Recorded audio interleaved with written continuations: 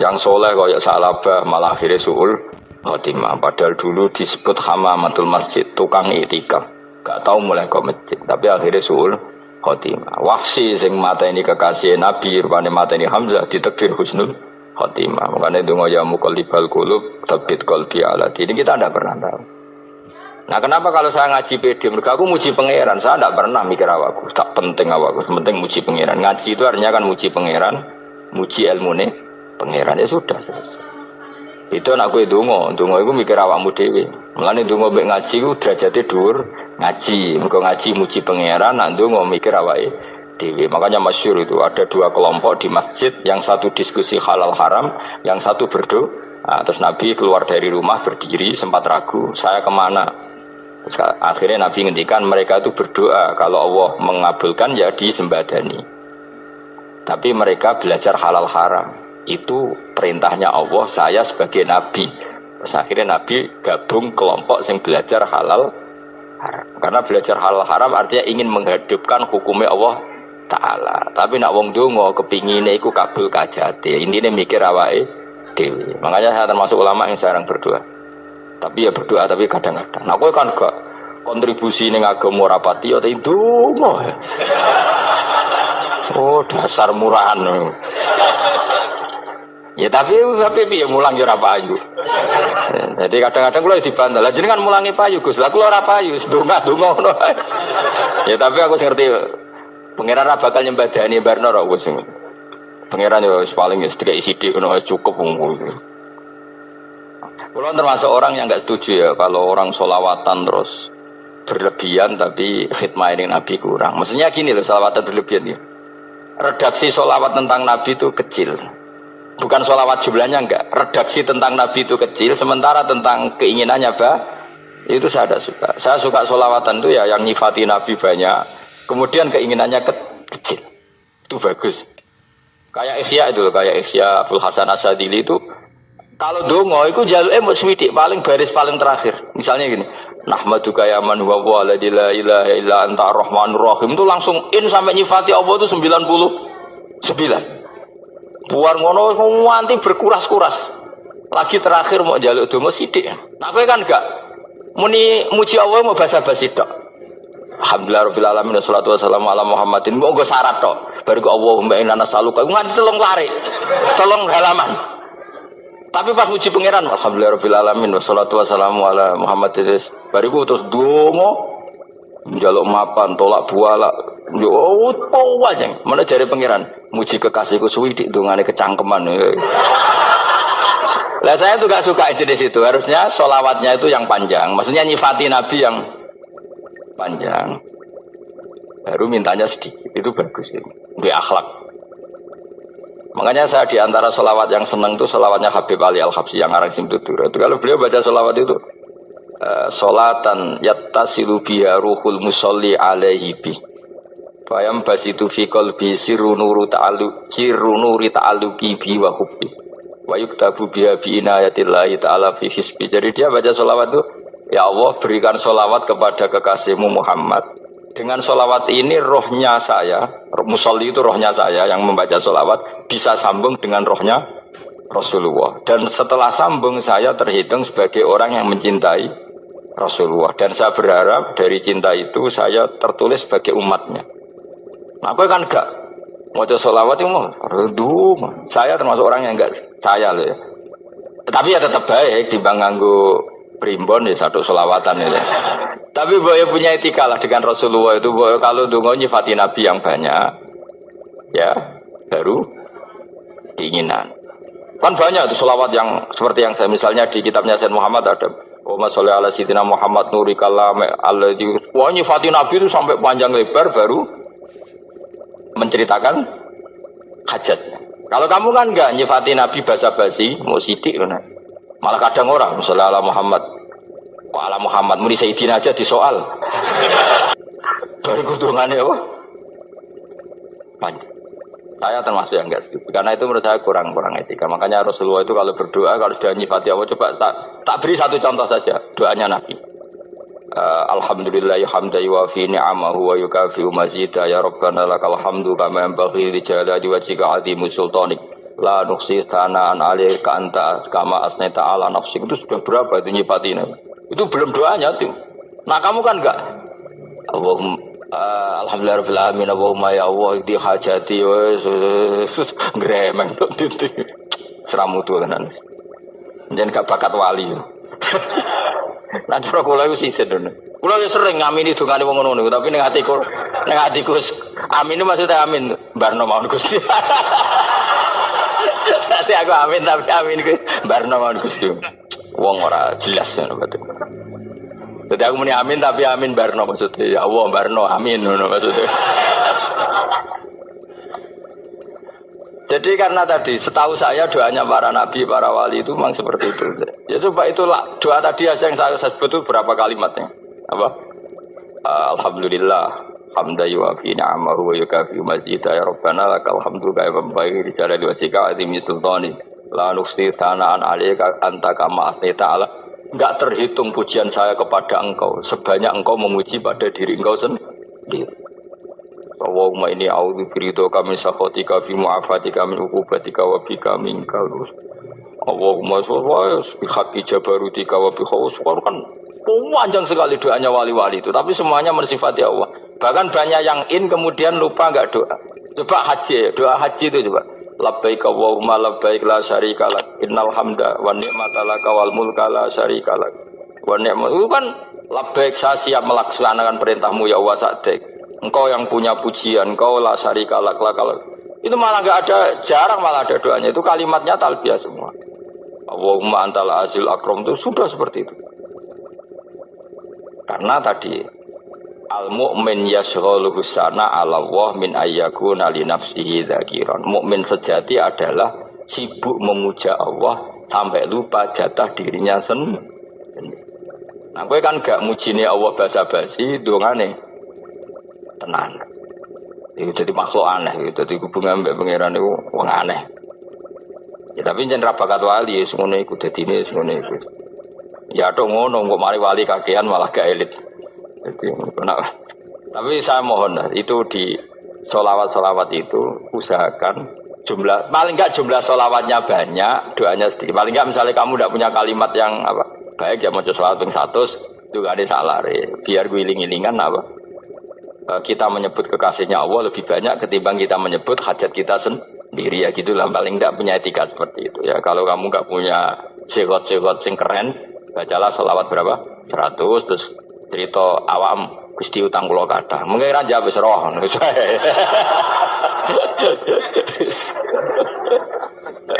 tapi kan kita menyebut kekasihnya sampai 100 nyebut utang bisa no coba nyebut kekasih bisa nyebut utangnya satu. Berarti yang sampeyan ditakoki pangeran, kowe nyebut kekasihku piro pisan, nyebut utang. 100 dasar rayu utang ngono-ngono kan. Ya ada, saya termasuk orang yang enggak setuju tadi. Jadi kalau apa redaksi sholawat cari yang mujinya Nabi lebih apa? Lebih banyak. Karena itu nanti lebih diridhoi Allah Taala. Coba Allah sendiri kalau nyebut nabinya itu hitung saja. Laqad ja'akum rasulun min anfusikum. Jadi rasulun min anfusikum, seorang rasul yang sejenis dengan kamu. Terus azizun, orangnya sangat terhormat. Alaihi ma'anitum, rasul ini siap menanggung apa yang kalian tidak mampu. Kowe ra bakal mlebu swarga barokah syafaate Nabi akhir mlebu swarga. Kowe ra kelar korban, Nabi tahu mengorbankan kita semua. Dokha Rasulullah bikabsaini terus hada an ahli wa hada amman lam yudakhi min mati jenis alihima anitum. Nabi menanggung apa yang kalian berat. Azizun, Nabi itu ali terus harisun alaikum, Nabi sangat berkomitmen menyelamatkan kalian. Haris itu keinginan yang berlebihan itu jenis apa? Haris kiai kuno namanya ini ngungseng, keinginan yang over. Nabi itu sangat berkeinginan kita ini maslahat.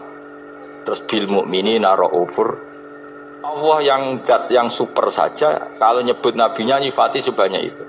Ada ayat lagi misalnya Rabbana wab'ats fihim rasulam minhum yatlu alaihim ayatika. Muhammad itu siapa? Seorang rasul yang membacakan ayat-ayat Allah. Wa yu'allimuhum, seorang rasul yang mengajari mereka alkitab wal hikmah. Wa yuzakkihim, seorang rasul yang membersihkan akhlak-akhlak kita. Jadi artinya Allah punya tradisi kalau nyifati rasul itu banyak. Juga nyifati orang-orang sekeliling Rasul. Makanya menurut saya madzhab Syiah itu enggak pas.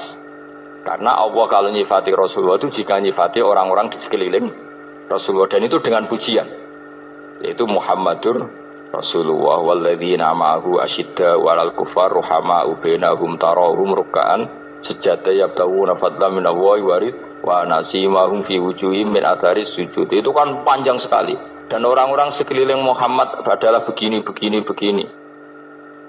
Kayak apa Allah muji para ashabu Rasulillah? Masa kita ikut kelompok yang menghina ashabnya apa? Rasulillah. Makanya kita tetap madzhab ahli sunnah apa? Wal jamaah, yaitu mencintai semua sahabat. Karena Allah saja yang Tuhan mensifatinya dengan sehormat itu. Mensifati apa? Ashabu Rasulillah. Disifati orang-orang yang saling kasih sayang sama orang mukmin. Tarahum ruk'an, sujud dan komitmen hidupnya untuk rukuk dan sujud. Simahum fi wujuhihim min asari sujud. Udah asari sujud tidak usah diterjemah, nanti sensitif. Cuma setahu saya asar sujud itu nanti setelah di akhirat orang sering sujud itu jabahnya itu ada nurnya.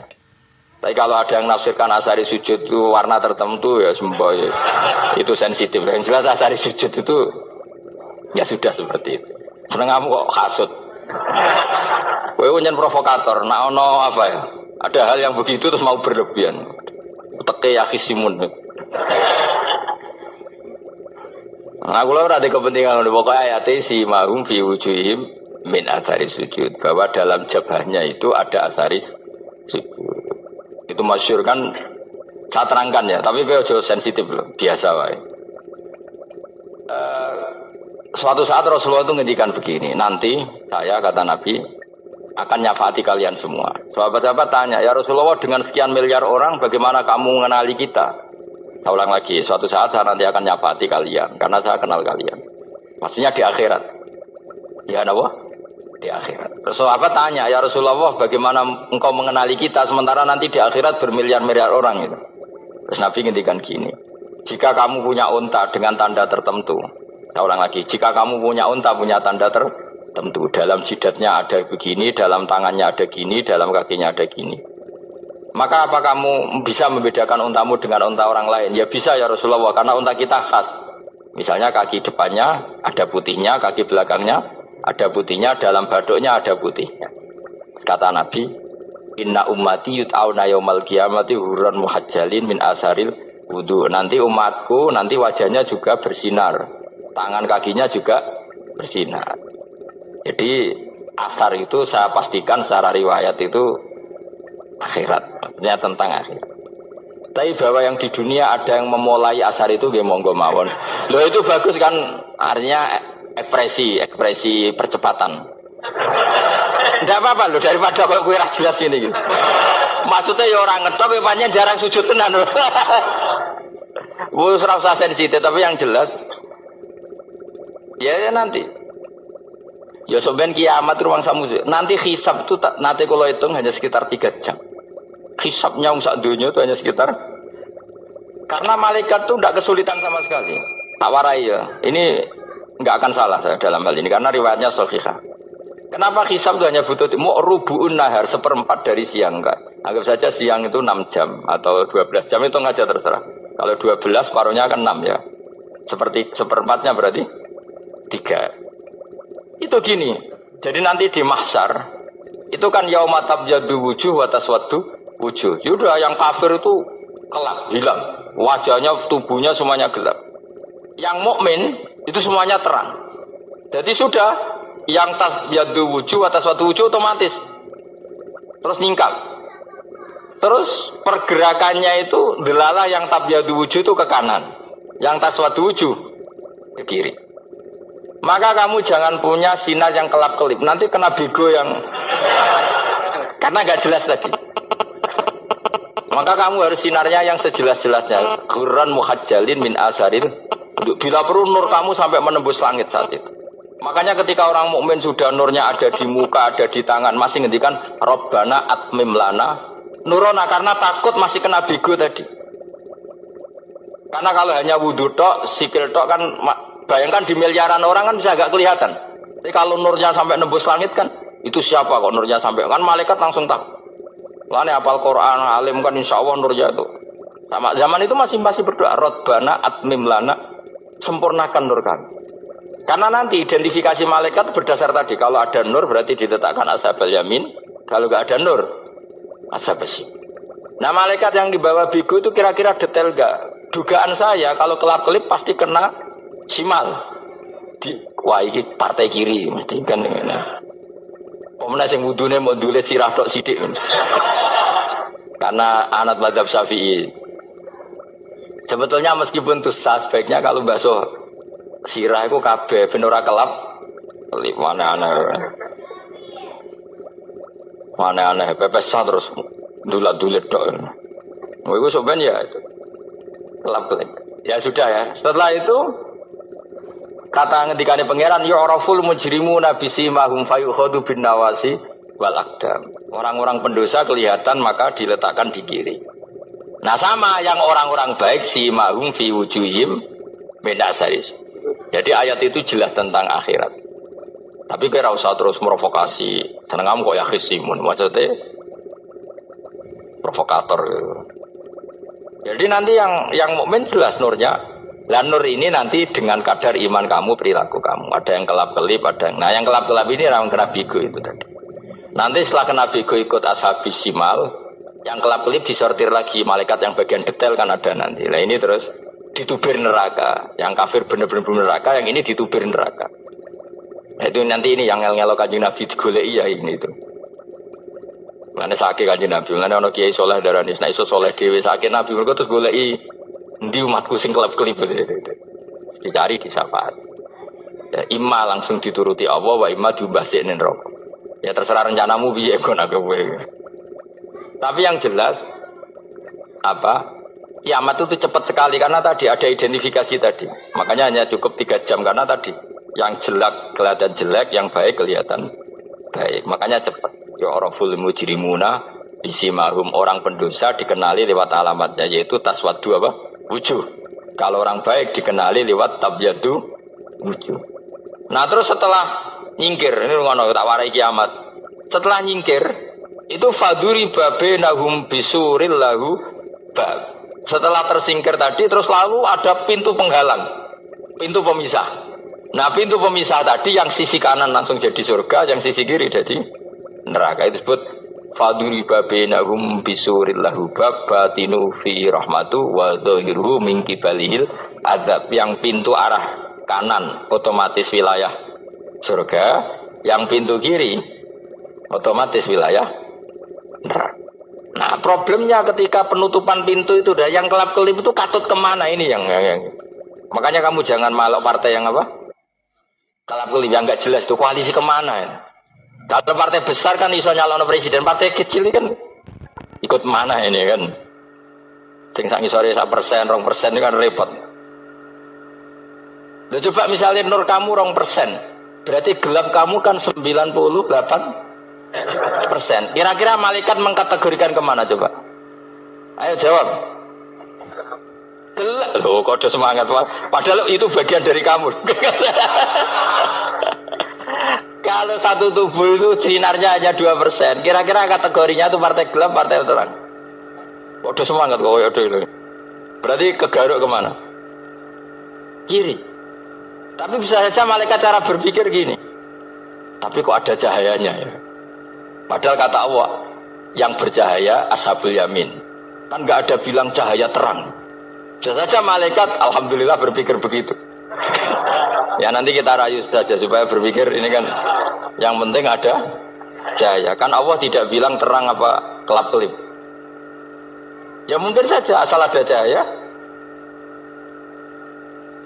dikategorikan lahu nur, punya apa? Nur. Tapi yang jelas saat itu pun yang sudah punya cahaya masih berdoa Rabbana atsmim lana nurona. Ya Allah saya mohon sekali nur-nur kami sempurna.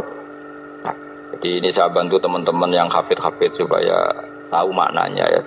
Dan yang nggak hafid ya dengar ya. Kalau nur itu penting. Makanya Nabi itu kayak apa? Nabi itu orang super. Itu kalau ngendikan qawamat al min fauqi nuran wa min tahti nuran wa an yamini nuran wa an simali nuran. Sampai terakhir Nabi masih mendoa untuk dirinya waj'al li nuran, dan semua tubuh saya jadi nur. Nabi sudah gitu. Ya Allah jadikan sisi depanku nur, belakang kami nur kanan, nur kiri, nur terakhir itu apa? Waj'alni nuron, dan doa semoga semua tubuh saya jadi nur. Itu termasuk doa yang sering saya baca.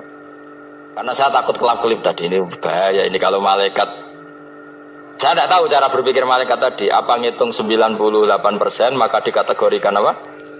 Gelap. Apa dihitung nurnya saja? Wong instruksinya Allah kan yang ada nur ashabul yamin. Meskipun kelap-kelip kan punya nur. Saya tidak tahu nanti ikut 2% ikut mana kalau di partai koalisi itu? Ikut yang menang biasanya, ikut yang apa? Ya paham ya, makanya saya mohon kalau wudhu itu usahakan sempurna, terutama wudhu sholat. Kalau nggak wudhu sholat itu sebaiknya nggak sempurna, supaya ada bedanya wudhu sholat sama wudhu tidak sholat. Rasulullah itu masyhur gitu ya. Rasulullah itu kadang tawaddu'a wudhu'an khafifan, wudhu yang sederhana, yaitu hanya sekali-sekali dan tidak sempurna. Ketika ditanya as-sholat ya Rasulullah, tidak. Misalnya saya habis makan, mau tidur, biasanya ya wudhu, tapi tentu tidak perlu sesempurna kayak wudhu sholat, biar ada bedanya. Rasulullah juga gitu, beberapa kali beliau wudhu tapi tidak sesempurna wudhunya untuk sholat. Masyhur itu di riwayat tawaddu'a wudhu'an khafifan duna wudhu'ihi lis sholat. Tapi kalau wudhu untuk sholat asbaghal wudhu, menyempurnakan. Alhamdulillahirabbil alamin. Baru saja kita mendengarkan kajian dari guru kita Gus Baha. Semoga apa yang kita dengar hari ini dapat bermanfaat di kehidupan kita sehari-hari. Amin, Allahumma amin. Wassalamualaikum warahmatullahi wabarakatuh.